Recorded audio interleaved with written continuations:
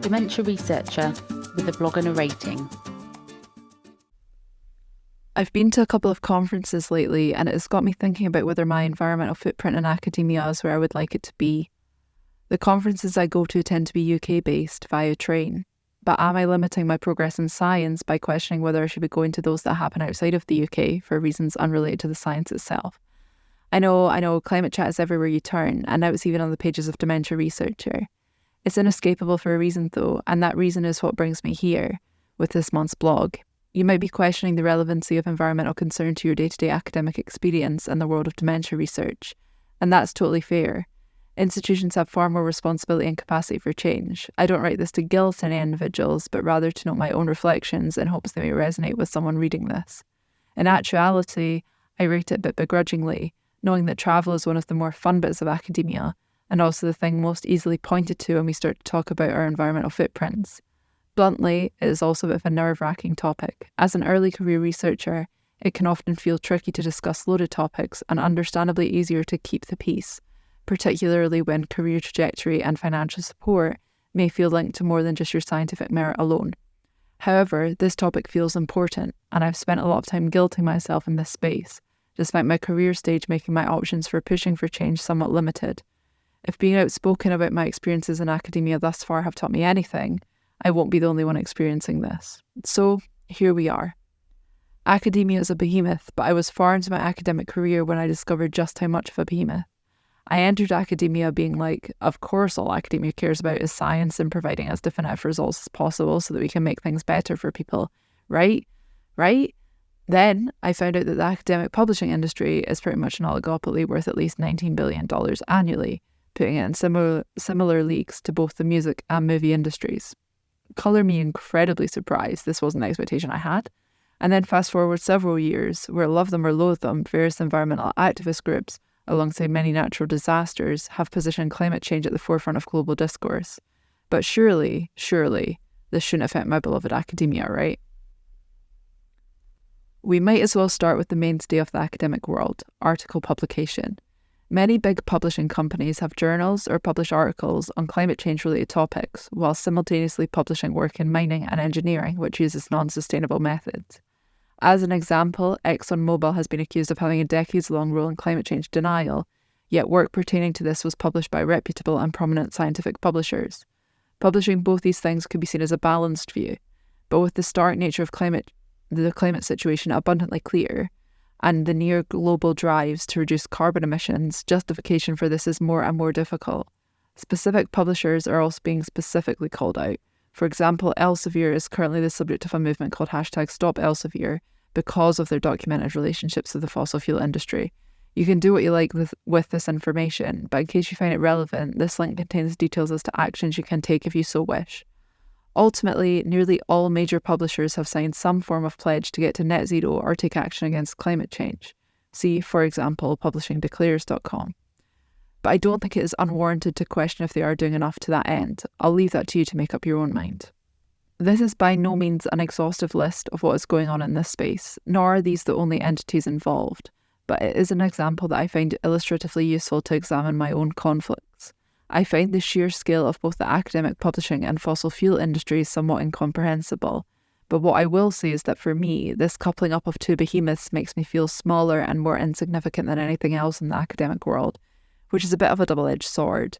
It makes me feel like I can't do much, a feeling that is compounded by my ECR status, but also that there's some comfort, at least when I succeed in having a positive attitude about things, to the guilt I feel about my own hypocrisy that comes from knowing that the things I do are far more inconsequential than what these behemoths could do.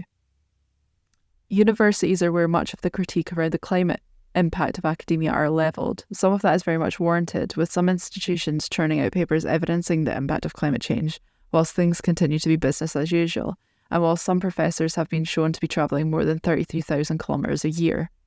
Some research topics of great current interest, such as AI, are resource-heavy and computationally intensive, but may also help us to improve upon our sustainability efforts in future.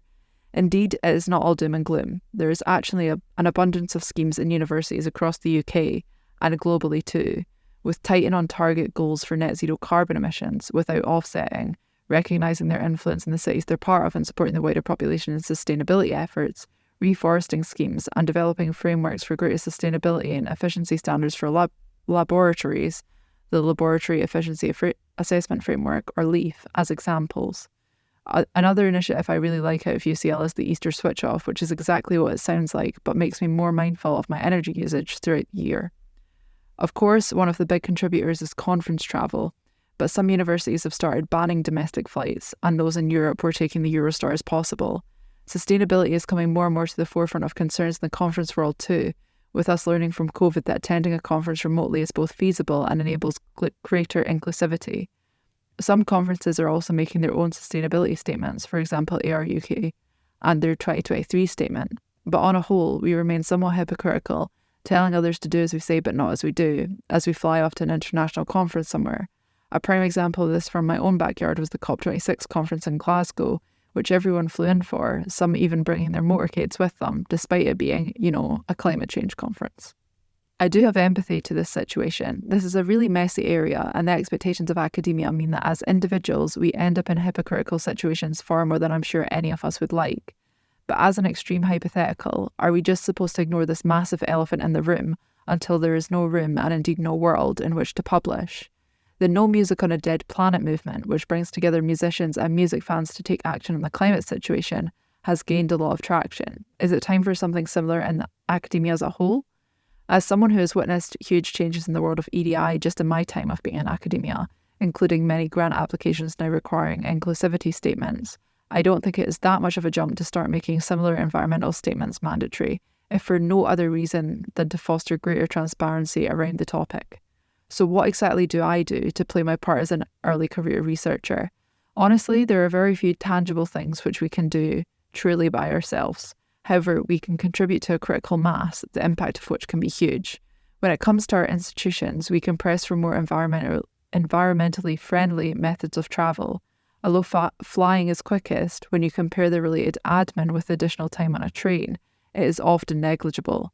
If you're in the north of England, do you really need to fly to the central belt of Scotland? When it comes to journals, I can fully understand why it may feel impossible to do anything, and I think this is a valid standpoint as an individual researcher, particularly when at the early career research stage.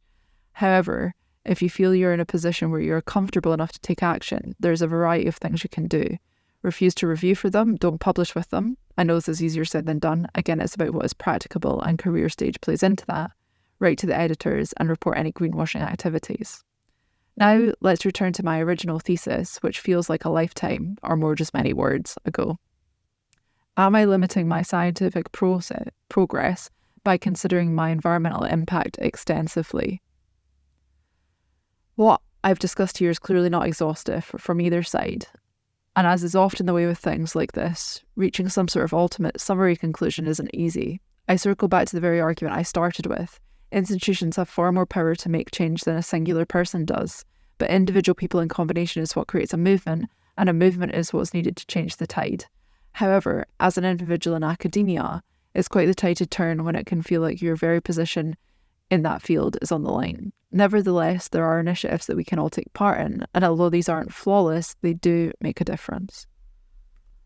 But when it comes to bigger institutions in the publishing world, they have the power to contribute massively to this change, and many are not doing so, but also are publishing work that highlights the pressing nature of climate change. The cognitive dissonance is clear, and we are all experiencing it. Ultimately, where I've reached in my own journey is that it is about doing what is practicable for me in my career stage. Maybe I'm wrong, and I'm very open to any conversation that results from this post, but the best I can do is to try and take the most environmentally friendly route to a conference or attend online where there is no clear gain to in-person attendance, and to take part in any initiatives for the good that are viable for me in my current circumstances. I think that is all us ECRs can do, but it doesn't make it pointless, and the more of us who do it, the more of an impact it has. Thank you for listening. Join the Dementia Research bloggers and share your own views.